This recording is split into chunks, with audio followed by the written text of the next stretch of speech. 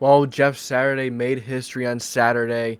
He was the first coach named Saturday coach on Saturday, and he also made history by being part of a team that was on the bad end of an incredible comeback, the biggest comeback in NFL history, up 23 or 33 nothing at halftime, and the Vikings find a way to claw back into it. Around mid third or around the mid third quarter, they scored a touchdown. Maybe a little before that, but the Vikings just caught fire and they never lost it. This is perfect way to just sum up how this season has went. We've had so many opportunities, put games away. We had times where we went down to the red zone and you couldn't score a touchdown. You kicked the field goal instead. We had 15 points of field goals. And we scored one touchdown on offense because there was a fumble recovery. There was a pick six, fumble recovery, fumble by Dalvin Cook, which eventually led to a Chase McLaughlin field goal. Kind of tells you the whole story of this Colts season. Then we had a blocked punt. We took that for a touchdown. So the offense still didn't do anything. The offense still did damn near nothing. It's just a special teams touchdown and the pick six that really made it look a lot better than it really did. So, the beginning we came out hot. We did. We scored 17 the first quarter when we haven't scored 17 the first three quarters of previous games. It's probably 17 in the first three quarters, besides the Colts and Jaguars game. Okay, it hurts. It hurts. As a Colts fan, watching that, as soon as the Vikings scored their first touchdown, I just had a feeling that this Colts defense was going to play like absolute crap, and the offense wasn't going to be able to score anything. They kicked the field goal. That's it. But if you go back throughout the entire game, the Colts kicked field goals on other occasions where they should have punched it in for 7 with no excuses. There should be no excuses. It was the worst defense in the NFL. I said in the preview, it doesn't matter whose defense we're playing. It's gonna make any defense look amazing. And really, if you just take the offense alone into that consideration, the Vikings defense looked pretty good. And the Vikings defense is like last. They have allowed like 400 some yards, and that's their average they allow. Just the Vikings defense is horrible. Yet Matt Ryan, I don't even think he threw for 150. Let's see. Let's look at some of the stats real quick. Indianapolis Colts, and then we'll look at the scoring summary, because that'll be interesting to look at too. As we knew how the game went, how it ended, yeah. But we talk about those field goals at times where you start at good yard lines and you still didn't get anything. It kills. So, you got the Colts and the Vikings. Matt Ryan threw for 182. 19 of 33, 182. 19 of 33, I don't think that's, let's see. 19 of 32 in percent. Not even 60% completion rate for Matt Ryan either. Now and then there, a lot of passes he completed were screen passes. That has been a lot of the year too. Threw for 182 yards and 1 touchdown. I actually don't think he fumbled once, which was nice. And then Jonathan Taylor, we found out that should be kept out for the rest of the season. I think he's going to be done for the rest of the season. There's no reason why to play him. He's been struggling with that ankle sprain early in the season. Now he suffers another one. It's just not worth it trotting out a star player in that situation. Get him healthy for next year. But Zach Moss had a lot of carries. Deion Jackson had a few carries. Michael Pittman had 2 carries. Ashton Dulin had 1. Matt Ryan had 3. But just thinking any of those 3. But I'm not a fan of Zach Moss. As you see, 24 carries for only 3.4 yards. Not impressive. Deion Jackson, 13 carries for 55 yards. A little better. Then you go to the receiving side of things. Michael Pittman had 10 receptions for 60 yards. I am not happy with Michael Pittman and have not been for quite some time this season. He has just not been that number one guy. He has not been the alpha. He hasn't been he hasn't been close. The problem with Pittman is he's making stupid little mental mistakes. And a lot of these mistakes are very costly. Fumbles in a Titans game where that ultimately kind of put the nail in the coffin. Um, he dropped the ball hit him right in his hands. It was a Hail Mary in the Washington game. Sam Ehlinger, I think it was a Washington game. He threw the ball up. Pittman had it right in his hands. And I have really anyone in like a 2 or 3 yard radius of him, and that is wide open in the NFL, drops it. And he had room to run to get us in the field goal range. We would have had a chance to kick a field goal. And said he drops it. And I think he fumbled in the Washington game too. I think he fumbled quite a bit this season. I have not been happy with Pittman at all. Now, it's very difficult to play amazing, to play great when you have the situation at quarterback and just your offense being so horrible and just can't do anything. It's difficult to have production and play well and, have big games and be that guy. You can't throw the ball to yourself, but those mistakes where he's fumbling, dropping some open passes. He dropped an open pass yesterday. It was a tad bit high, but he had both of his hands on it. When you have both of your hands on it, you have to bring it down. Sometimes it's just a better defensive play, but the defensive back wasn't even there. His hands wasn't even in the way. So, it's just aggravating to see one of your star players performing the way he is. He does have, sometimes it feels like he's the one, but he makes those mistakes, so is he. Jelani Woods, 1 reception for 36 yards. That was phenomenal. Colin Grandson had a few nice catches. Ashton Dulin, 2 for 25. Campbell, 2 for 13. Taylor, 1 for 13. The one he got on. Deion Jackson, 1 for 1. Wally Cox, Zach Moss, and Alec Pierce are all listed, but none of them really they didn't log anything. Nothing. You go to the defensive side of things. Dayo Adangmo was all over. Dayo was phenomenal. I was so happy to see something positive out of this game in that regards. Of just someone showing up. It was phenomenal. It was so much fun to watch, and he made a lot of big plays. I'm not mad at Dayo at all. He had 2 sacks, 4 tackles, 1 assist. Dayo has a bright future. Kwity Paye had a sack. EJ's speed was all over the place. He, even though he only has 1 tackle, he's a dog. Stephon Gilmore, yeah, not the greatest of games. Rodney McLeod had a few nice plays, had a few bad ones. Isaiah Rodgers had a bad play here and there. Julian Blackman with the pick 6. And then you had Buckner, Efedia Dangbo, and Unique Ngakwe with all 1 sack. Grover Stewart had 1 sack. So, it's a team effort. The defense has been pretty damn good all year.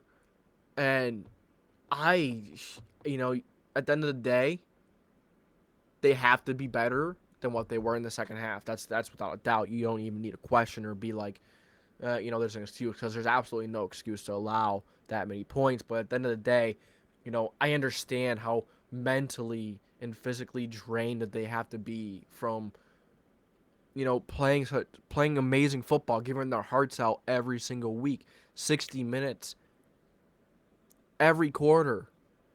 This defense is giving it all, and the offense doesn't do anything with it. It's mentally and physically draining. Yet they keep playing hard and they keep doing it. Now the second half was a little different. Even if you look at the Dallas game, the offense just kept giving it away. The defense was mentally and physically exhausted from playing Pollard and Zeke all game. That made it even worse. Yeah, the last 2 games, the Colts have given up. Let's see. In this one, fourth quarter, they gave up 22 to the Vikings in the fourth. And to the Cowboys, they gave up, 33? Yeah, that's 55 points. 55 points in the fourth quarter, last 2 games. That's disgusting. And, I understand why, if it's really the physically and mentally drained, and and that's why maybe they're playing the way they are in the fourth. And it's not good, it's not okay, but I get the situation and I get why they are just struggling in the fourth. Just struggled in the second half. Why this defense is looking like they're tired and exhausted, because they are. They're tired of this stuff. They're tired of this crap.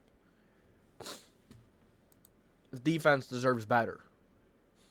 All right, and then regards of Jeff Saturday, I'm willing to give him a full off season. I'm willing to give him a shot. I know people aren't going to be happy with them all. They are not going to be happy with this. Obviously not. Up 33. But give him a full offseason with the players. Give him a chance to implement something, to get to know the players better, to learn a little bit. I know a lot of people would like Bubba Ventrone as head coach, and I get it. I would be down for it too, but do special team coaches, have they made huge differences? Do they ever pan out? I don't know.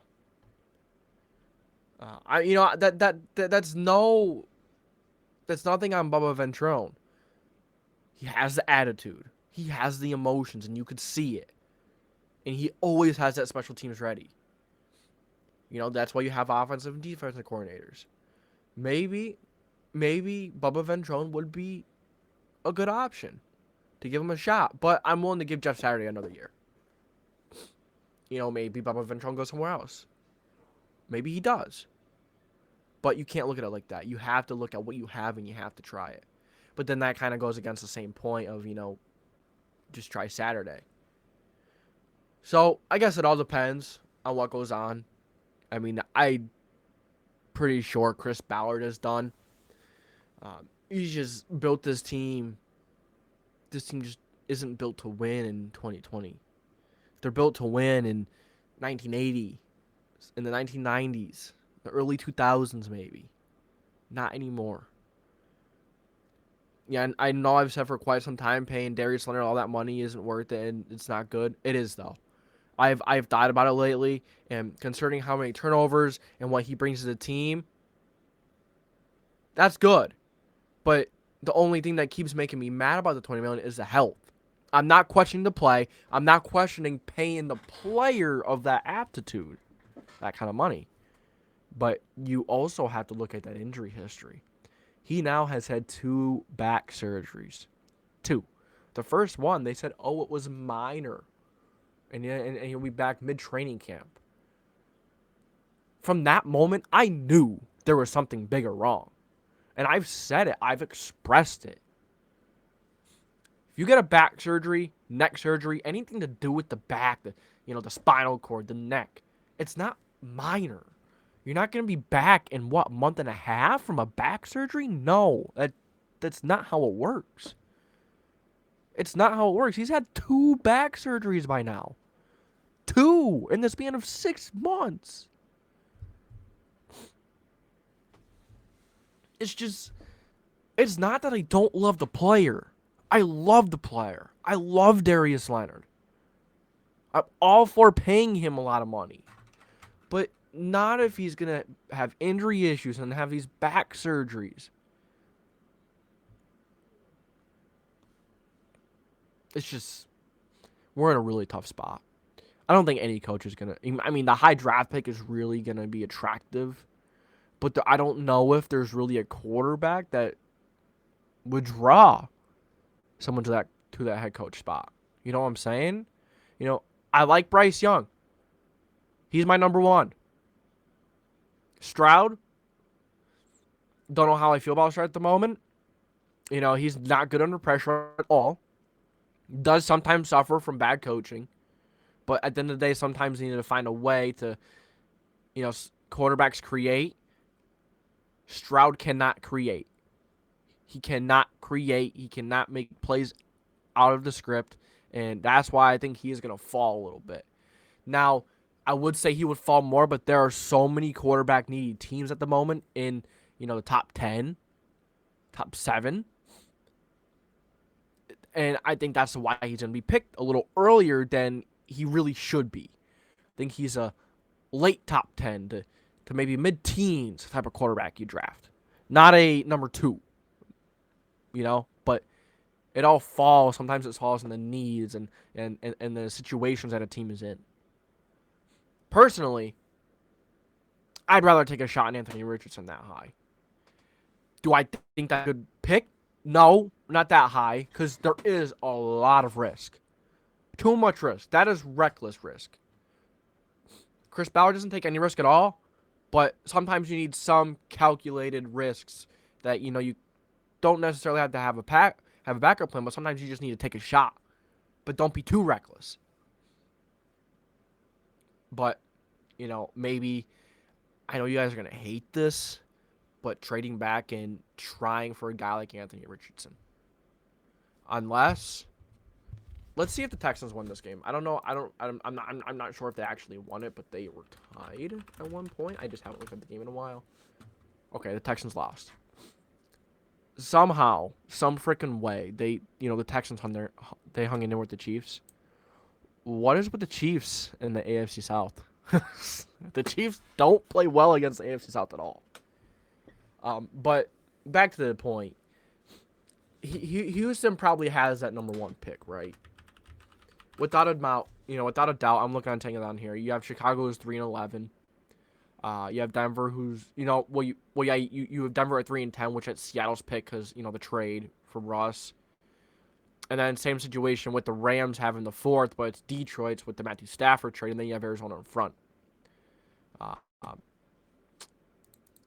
Let's look at some of those teams right now that are playing. So we're looking at so we saw the Houston game, they lost, okay? They probably have that locked in. Lost 9 in a row. Then we have Chicago, Denver, Rams, and Arizona in front of us. We are number 6 right now. Number 6. We have Arizona, Rams, Seattle, Chicago. So we look at some of the games, some of the games at the moment right now because no one's on the bye. Let's just look at this. Yeah.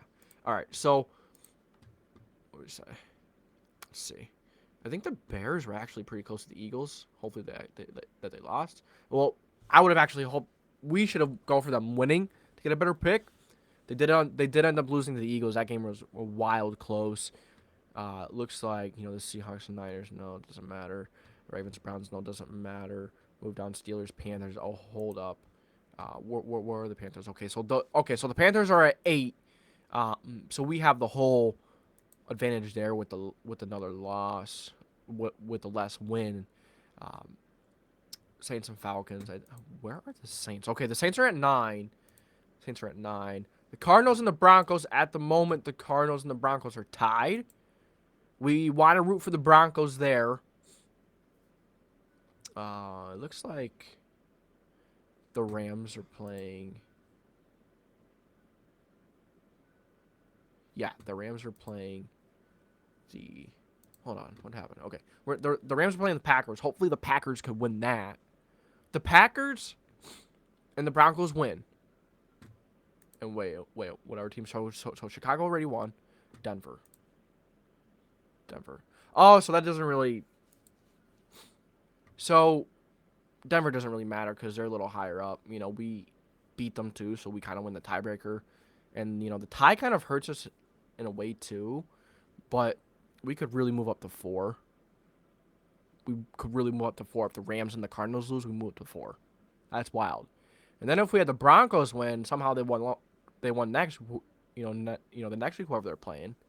Maybe Chicago goes on a run with Fields. Maybe we can possibly get 2 or 3. I know, kind of wild. And then maybe dream scenario, the Texans take Stroud for some reason. But I think we're all pretty much on the same page of the Texans taking Bryce Young at that point. If they don't take Bryce Young, I think they're crazy. But yeah, that's really the game that happened today. Kind of got off topic and talked about the draft positioning, but that's kind of what comes in a post game reaction. Especially when you're at that when you're at this point in the season, um, and you're basically done with the playoffs. You are not going to make the playoffs. That's quite obvious. Um, it's just you start looking towards draft position. I'm not one that likes to tank. No, I still want to win out every single game. I still want to win every single game. That's the kind of fan I am. And I don't think tanking is a thing. I think tanking is a whole BS coward word in a way, because you have to because you have to step back and realize that you in a fan base and stuff. I get it. Why you want them to do better, so you could look better towards our future. But you also have to realize that there's a lot of players still playing for the next year. There are a lot of players that are still playing for another contract that they have, they want to play for the next year and such. Matt Ryan already has a contract with us. Whatever. That's a crappy situation with how much we're paying him. Could be worse though. We could definitely be paying him more. The way quarterbacks are being paid, but yeah, that's it for today. So you guys let me know what you think about this. I know it was a rough game. Let me know about the draft position. Where do you think we're going to end up? Do you think we win any game at all to close out the season? We have the Chargers, the Giants, and we have the Texans. I don't know if we win one of those games. We definitely probably do not beat the Chargers, even though we find ways to beat the AFC West teams. It's pretty wild. Beat the Broncos, beat the Raiders, beat the Patriots, or Chiefs. Now we're playing the Chargers. We beat the Chargers. That'd be kind of wild if we go 4-0 against the West. And then, we get one win within our division. Yeah. Nonetheless, tough season, guys. Hang in there. Hang in there. One game at a time. Just relax. It's difficult. But at this point in the season, it's not worth getting pissed off. But I do anyways. I get pissed off over every game. I take every game to heart. But try not to let it bother you too much, even though, if you're a big-time fan like me, it's going to. But you love your team. And enjoy these last few weeks of football, of just watching them play. I know it's difficult. I know it's hard to watch them play at the moment because they're just really hard to watch. But just enjoy these last few weeks, because you will never see this team together again. And, that's kind of a good thing. But just the whole thing of enjoy watching your team play, because season's almost over and we're not playing in mid to late January. So, you guys let me know your thoughts on this game. Thank you for tuning in to the JDW Sports Talk Show, where every fan's welcome. If you enjoyed, make sure you like, subscribe, hit that post notification bell on, and make sure to follow my other social medias, Insta, Twitter, TikTok. It's all in about me, and make sure you join those. So, I appreciate you guys. Thank you for tuning in. If you made it to the end, big ones, almost a 25-minute video. If you made it to the end, wow, good stuff. Let's think of a keyword. Just say JDW. Just type JDW if you made it to the end. I'll see you later.